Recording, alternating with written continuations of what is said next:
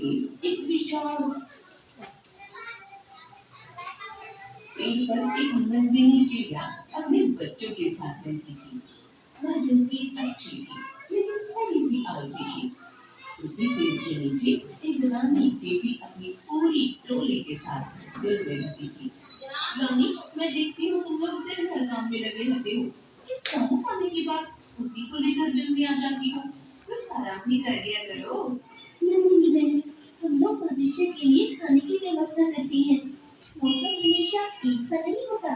बचत बहुत जरूरी है और बचत के लिए मेहनत करनी ही पड़ती है।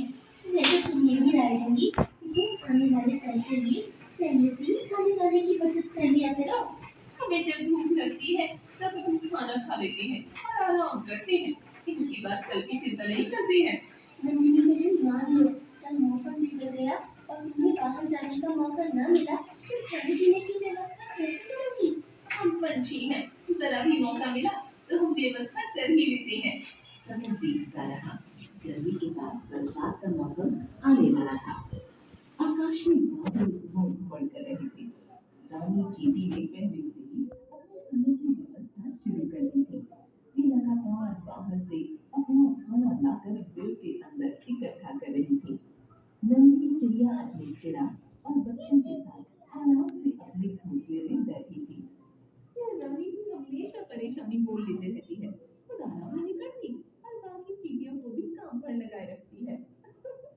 अरे जरा से बादल क्या देखे, ये सब चिंता में डूब गई। दो चार दिन बाद बादल इकट्ठे होंगे, इसके बाद शायद बरसात हो सकती है। इस बीच लंबा समय है। रानी ने उनकी बात सुन ली और रुक गई। नंदिनी बहन, मौसम का कोई भरोसा नहीं होता। समय रहते अपनी तैयारी कर ली जाए तो उसमें बुराई ही क्या है? मैं तो कहती हूँ तुम भी अपने खाने की व्यवस्था कर लो। हाँ, एक दो दिन के बाद विचार करूंगी। अभी दो दिन पूरा आराम करने का इरादा है।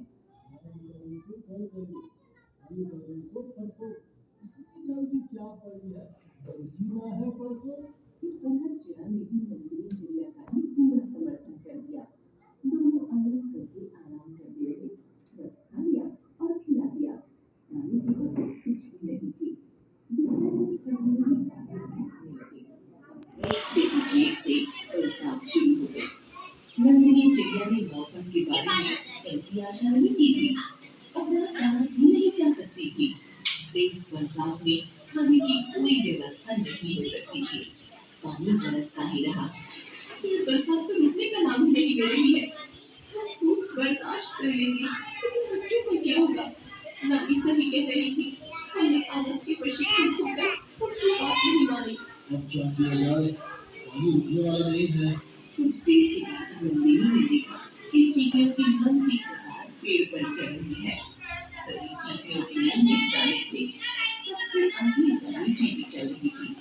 वह सब दाने लेकर नंदिनी के घोंसले तक पहुंच गई। सबने अपने दाने घोंसले में रखने शुरू कर दिए। चिड़ा और नंदिनी चिड़िया देखते ही रह गए। नंदिनी बहन, बच्चों को खिलाओ और आप लोग भी खाओ। नदी के लिए भी हमने पर्याप्त व्यवस्था कर दी है। समय मिलते ही बचत की व्यवस्था कर दो। हाँ रानी बहन, तुमने सही कहा था। हमें दाने और खाने की बचत करनी चाहिए थी। आज आलस के कारण मेरे पास कुछ भी नहीं रहा। ये तो तुम्हारी कृपा है। देखो बच्चे कितने प्यार से खाने पी रहे हैं। अब मैं हमेशा समय रहते खाने की बचत करूंगी, ताकि भविष्य में पछताना ना पड़े। बहुत धन्यवाद। नहीं, हमारी पड़ोसी है। पड़ोसी का साथ निभाना और उसकी मदद करना दूसरे पड़ोसी का धर्म होता है। मुझे इस बात की खुशी है कि तुम भविष्य में बचत के बारे में कदम उठाने के लिए तैयार हो गई हो। नंदिनी को रानी की बातें बहुत अच्छी लगी और उस दिन से दोनों पक्की सहेली बन गई। एक दिन एक छिपकली पेड़ के नीचे आ गई।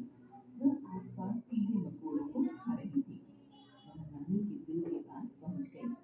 नंदिनी ने उसे देख लिया। रानी, तुम बिल से बाहर मत निकलना और दूसरों को भी आने मत देना। बाहर एक छिपकली घात लगाकर बैठी है। मैं अभी उसका इंतजाम करती हूँ। नंदिनी अपने चिड़ा को लेकर नीचे उतर आई। ये छिपकली, लगता है तू भूल कर हमारी गली में आ गई। बच्चों, अब कहानी चुपचाप अपनी कैसी गली लग से रही निकल है? जा, वरना ऊपर भेज दूंगा। अच्छी लग रही है ना? मैंने ध्यान से छिपकली अपनी सुनो। टोली और बच्चों के साथ रहती है।